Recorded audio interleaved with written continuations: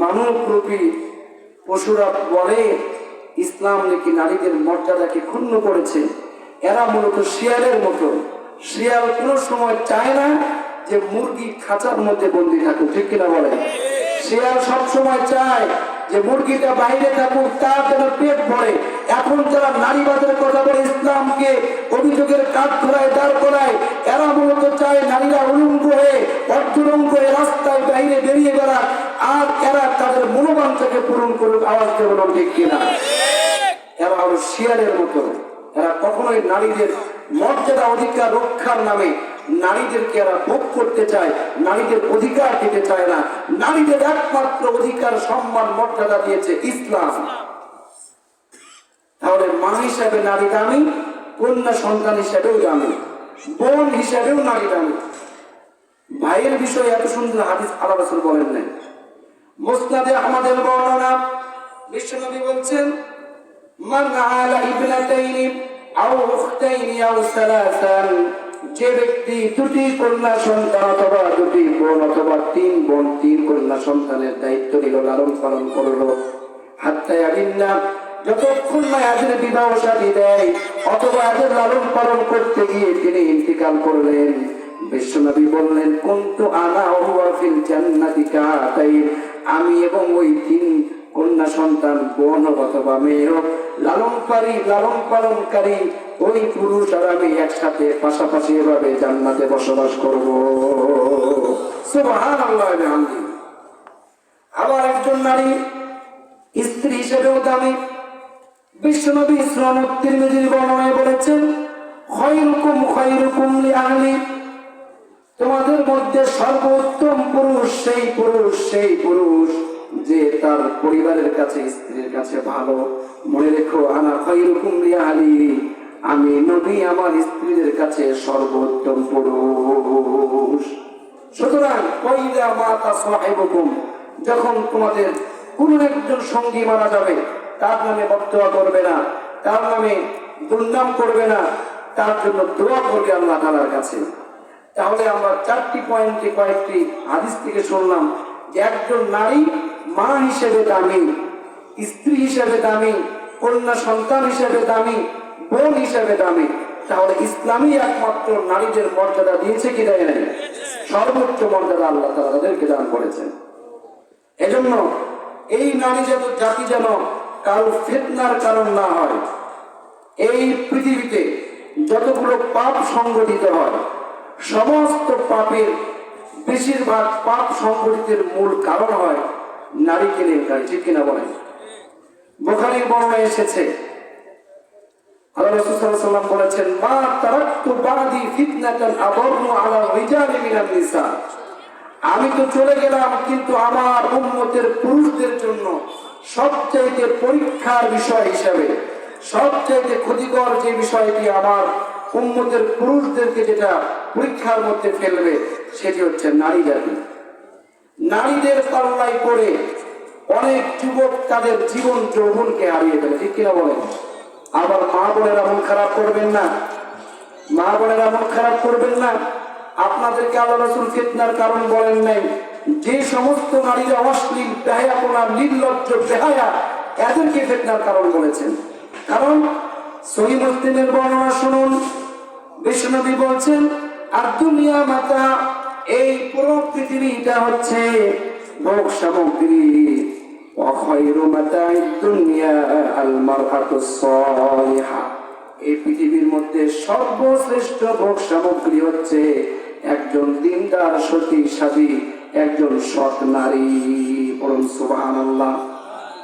এজন্য মা বোনদেরকে লক্ষ্য রাখতে হবে, পৃথিবীর বুকে যারা শ্রেষ্ঠতম নারী, তাদের জীবনী করতে হবে, তাদের জীবনীকে লালন পালন করতে হবে, তাদের জীবন অনুযায়ী তাদেরকেও জীবন যাপন করতে হবে।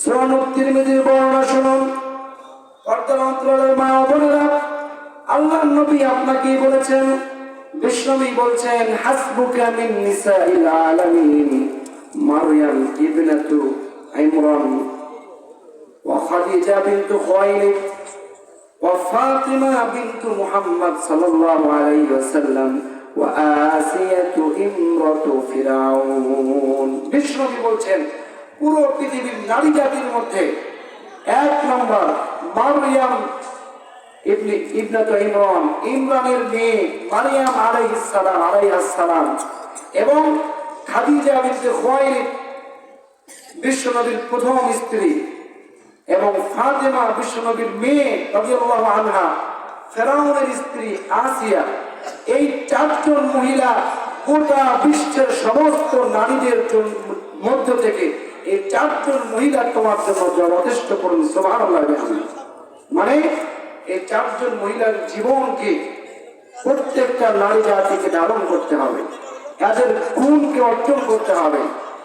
বুখারীর বর্ণনায় এসেছে কামালা মিনার রিজালি কাসীর, অনেক পুরুষ পূর্ণতায় উত্তীর্ণ হয়েছে কিন্তু ওয়ালাম ইয়াকমুল মিনান নিসাই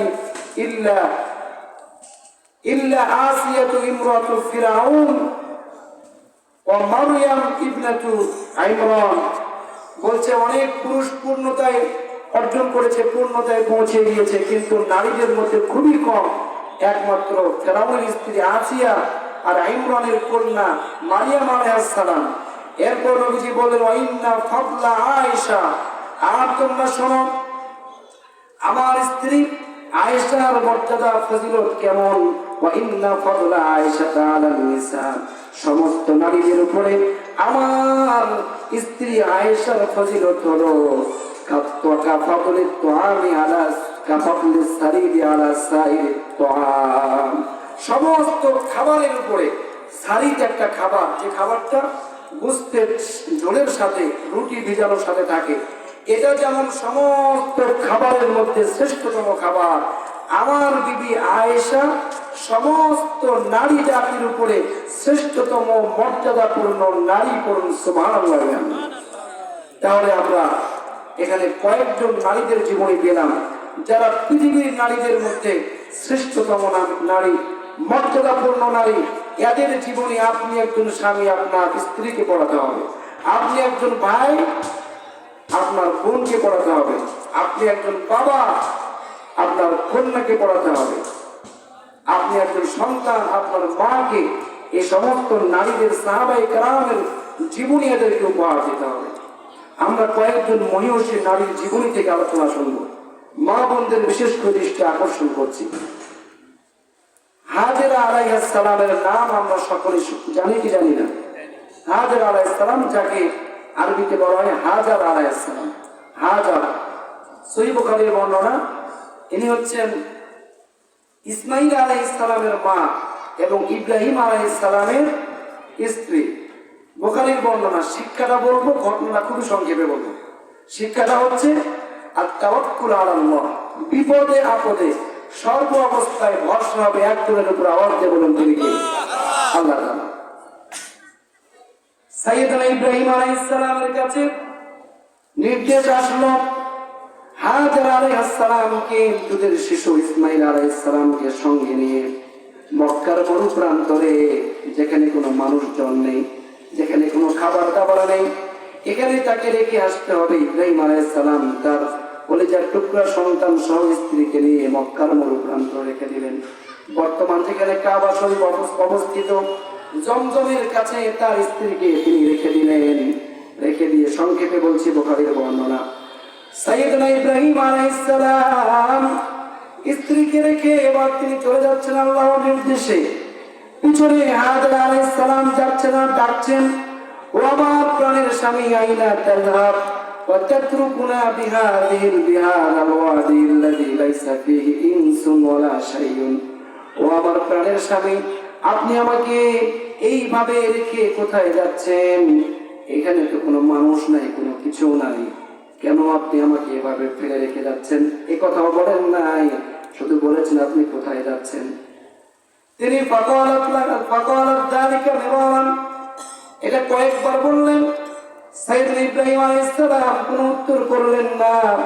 এরপরে হাজেরা আলাইহিস সালাম বললেন, আল্লাহুল্লাযী আমারাকা বিহাযা, ও আমার স্বামী, এটা কি আপনাকে আল্লাহ নির্দেশ দিয়েছেন নাকি? সেজন্য কি আপনি যাচ্ছেন নাকি? তখন ইব্রাহিম আলাইহিস সালাম বললেন, নাম, আল্লাহর নির্দেশে আমি যাচ্ছি, পিছনে ফিরে তাকান নাই। তখন যে কথাটি হাজেরা আলাইহিস সালাম বলেছেন, এটা সমগ্র মুসলিম নারী পুরুষের জন্য শিক্ষার বিষয়। তখন ওই নারী মরুপ্রান্তরে, যেখানে কোনো খাবার দাবার নাই, ইব্রাহিম আলাইহিস সালাম সামান্য কিছু খেজুর আর মশকের মধ্যে সামান্য কিছু পানি দিয়ে তাদেরকে মরুপ্রান্তরে রেখে চলে যাচ্ছিলেন। ওই সময় তার মুখ থেকে যে কথাটি বের হয়েছে, এটা আপনার আমার সবার জন্য শিক্ষার বিষয়। তখন তিনি বললেন, যেহেতু আল্লাহর নির্দেশে আপনি যাচ্ছেন, ইদান লা ইউদাইয়ুনা, তাহলে আমার প্রতিপালক আমার ক্ষতি করবে না, আমাকে কষ্ট দিবে না, আমাকে নষ্ট করবে না। বলুন আল্লাহু আকবার।